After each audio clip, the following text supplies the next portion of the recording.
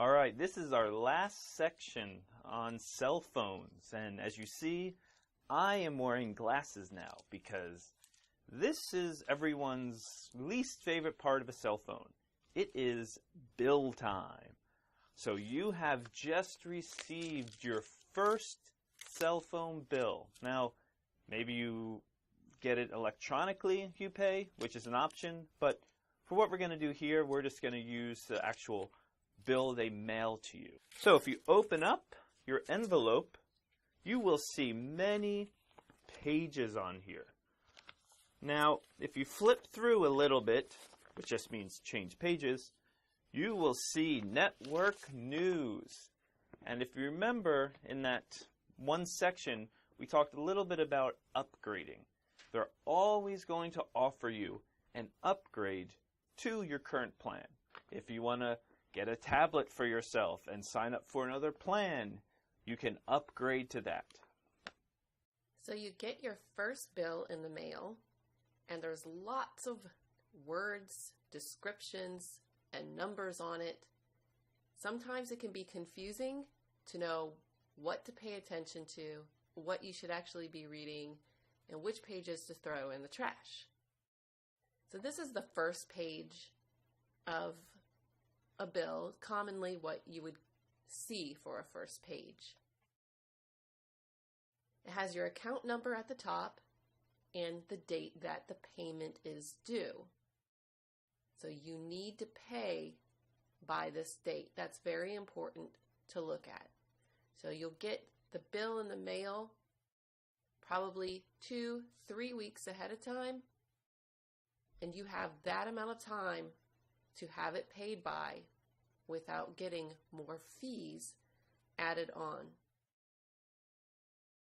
This says it's a quick bill summary. On the first page, it just gives you a short version of how much you're supposed to pay. It tells you what your previous balance was. So the month before, this was how much you were charged. And your payment for your month before, you paid the full amount. So the balance that's moved forward is 0. So if by your previous due date you had not paid this full amount, then say you had $50, $60, $70 left to pay, you would see that amount here, and that amount would be added in to this month's bill. Your monthly charges. This is how much they're going to charge you for your regular rate, for your monthly plan that you signed up for. So here we have 2 phones being charged with monthly charges of $130. It doesn't say how, in here in the quick bill summary, it doesn't say how each of those phones were used and the cost to each phone. This is just the general summary is $130. And then Verizon's surcharges and other charges and credits. So these are your hidden fees added on each month, $4.08 more, plus your taxes added into here are another $6.24. So when you would have signed up on your monthly rate and how much you'd be charged, you wouldn't have seen these 2 numbers. So you get charged a little over $10 more each month in hidden fees here on this bill. And then your total current charges, how much you owe by this date up here, is $140.32. Then we move over to page 3, and we can see more details about our bill and why we were charged what we had read on the first page, $130. So overview is just a basic look at the whole plan of what we have, and they've broken it down for us, the breakdown of charges. They give it in detail when they give a breakdown. over here it says this is the plan that we have. So remember what we have signed up for. We have signed up for the Share Every plan that gives us talk and text unlimited and then 1 gigabyte of data. So we get a $50 monthly charge, which you see over here. And then we get a gigabyte allowance. If we go over a gigabyte of data, we would get charged $15 extra for each gigabyte. So here we can see we have 2 phones. For the first phone, you get charged $45, and then for the second phone, you get charged $45. That's how we end up with our $140.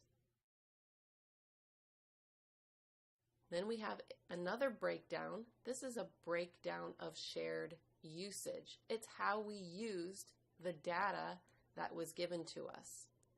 On our first phone, we used 149 minutes of phone calls. On the second phone, there was 196 minutes of phone calls for a total of 345 minutes.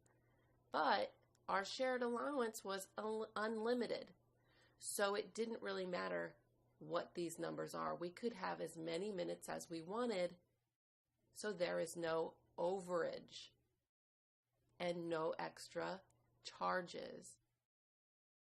The same happens with our text messaging. We could send as many text messages as we liked and still have no overage and no extra charges. And then for our data, this is how many gigabytes have been used. We have a total of 1 gigabyte that can be used in the shared allowance. And you can see we only used very little of that, not even close to the amount that could be used. So there is no overage and no extra charges. Under monthly charges, you'll see usage and purchase charges. And when you start looking at it, you start to see allowance, used, billable. Under allowance, it says unlimited. Under used, 149, 66. What does all this mean? Night, weekend. I never knew that my night and weekends were different than my other cell phone charges. What does all that mean? In the end, though, if you look at it, it says cost. It doesn't cost you anything. Depending on your plan, previously, cell phone companies, telephone companies in America charged you different rates for nights and weekends than they would for during the week. I personally do not know of any cell phone company that I've looked at that does this. So when you look at mobile to mobile, night, weekend, it's not going to charge you extra. I know some countries, if you call another provider, you are charged more money. In America, that is not the case. So if I have Verizon and my friend is on Cricket, I can call him and they will not charge me more money for calling someone on Cricket. These bills, I can't stand them. Man, I'm going to take off my bill glasses because I'm tired of the bills.